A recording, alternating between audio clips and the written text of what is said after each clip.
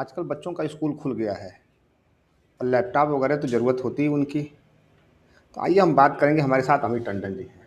अमित जी, बहुत बहुत स्वागत है आपका। नमस्कार जी। सर, पुराना अनुभव है आपका। कई बार क्या होता है कि जब हम लैपटॉप लेने जाते हैं, कंप्यूटर लेने जाते हैं, समझ में नहीं आता, कन्फ्यूज होते हैं क्या करें। जैसे आप कोई भी चीज़ परचेज़ करने जाते हैं, तो हमें सबसे पहले अपनी चीज़ को देखना चाहिए कि मेरे यूज़ क्या है? मतलब मेरी प्राथमिकता जो मैं बता सकता हूँ, मेरी प्राथमिकता और मैं लोगों को बताता भी हूँ कि मेरे को उसका मतलब उचित यूज़ क्या कर सकते हैं। बहुत से लोग मैंने देखा बच्चों के लिए आते हैं, अरे महँगे से महँगा दे दो।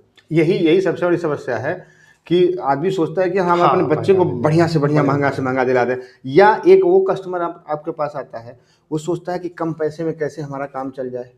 तो क्या हम अपनी रिक्वायरमेंट, यानी जो कस्टमर आता है वो अगर अपनी रिक्वायरमेंट आपको बताए, तो उसके लिए क्या कुछ बेहतर गाइड कर सकते आपको पहले अपनी रिक्वायरमेंट बतानी है और फिर उसके बाद मैं आपको सजेस्ट करूँगा कि ये लेना है कि नहीं लेना है, क्योंकि मुझे ये पता है कि ये आपके यूज़ का है कि नहीं है। आपने 1.5 लाख का 2 लाख का लैपटॉप ले लिया और चूंकि आपको काम ही नहीं है, उसको चलाना ही नहीं है उतना, मतलब नॉर्मल यूज़ है, तो आपका यूज़ का कोई वेस्ट है, वेस्ट ऑफ मनी है।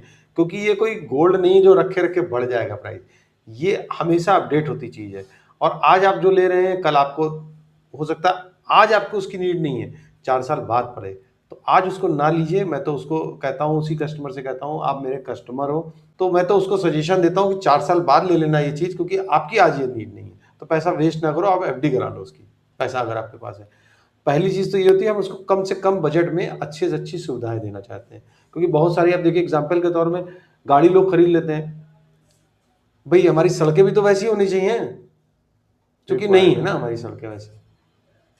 भाई महंगी गाड़ी ले लो, यहाँ चलेंगी नहीं। हैं। ये बताइए, एक और दिक्कत आती है, ऑनलाइन का मार्केट और ऑफलाइन को, इसको जी कैसे कनेक्ट कर रहे हैं। सर, ये प्रतिस्पर्धा बनी रहेगी हमेशा, इसमें कोई दो राय नहीं। ऑनलाइन को हम अपने नज़र से अपना प्रमोटर मानते हैं आज की डेट में। वो हमारा प्रमोट करता है प्रोडक्ट को और हमारे पास ज्ञान लेकर के लोग आ जाते हैं। तो अगर हमारे पास आता है कोई जना, तो ये ना सोचे कि ऑनलाइन सस्ता मिल रहा है, ऐसा कुछ नहीं है। जब वो आएगा तभी तो वो फीलिंग कर पाएगा।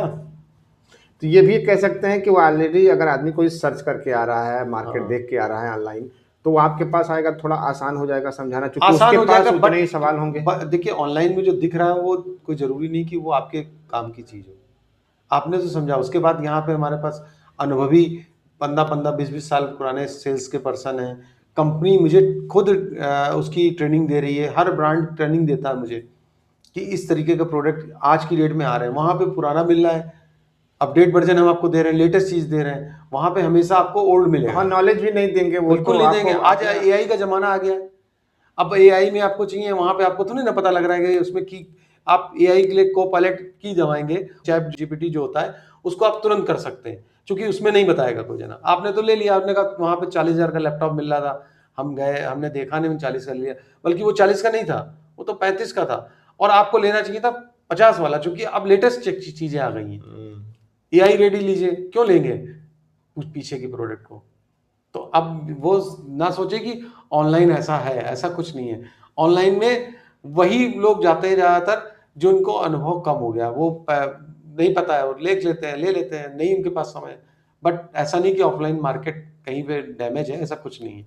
हम तो उनको प्रमोटर मानते हैं, वो तो आ जाते हैं लेने। हर दिखने वाला कंप्यूटर या लैपटॉप की अगर हम बात करें, तो नया ही नहीं होता है, क्योंकि नया जैसा भी होता है कई बार रिफर्बिश भी लोग दे देते हैं। बिल्कुल, बिल्कुल। तो इससे कैसे बचा जाए। इसका सबसे सिंपल तरीका ये है कि अगर आपको लगता है कि मुझे किसी व्यापारी ने ठगा है, तो मैं एक एग्जांपल के तौर में बताता हूँ कि जब आप एसी खरीदते हैं और ला के लगा देते हैं, कैसे पता लगेगा कि एसी रिफर्बिश है या नया है? आप कॉल लॉक कराते हैं। उसी तरह आप तुरंत आइए और उसको कॉल लॉक कराइए सर्विस सेंटर में, जो कि आपको तुरंत की तुरंत आपको पता लग जाएगा कि ये रिफर्बिश है कि नहीं है। अगर वो एंटरटेन कर रहा है सर्विस सेंटर वाला आपको प्रॉपरली कि नहीं, हाँ ये बिल्कुल सर्विस में है, या वारंटी अपडेट नहीं, कभी कभी वारंटी अपडेट नहीं होती, वो उसमें व्यापारी का दोष नहीं होता है, वो अपडेट हो जाती है, क्योंकि व्यापारी को थोड़ा ज़्यादा दिन के लिए वारंटी मिलती है।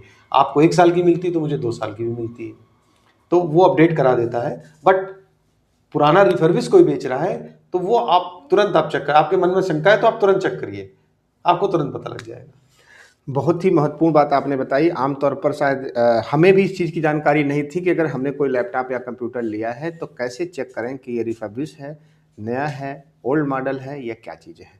आपके भी बहुत से सवाल हो सकते हैं, अमित जी का नंबर भी मैं डिस्प्ले कर दूँगा और आपको कोई और भी हेल्प चाहिए तो आप सीधे अमित जी से बात करके हेल्प ले सकते हैं। सर बहुत-बहुत धन्यवाद आपका। नमस्कार, धन्यवाद।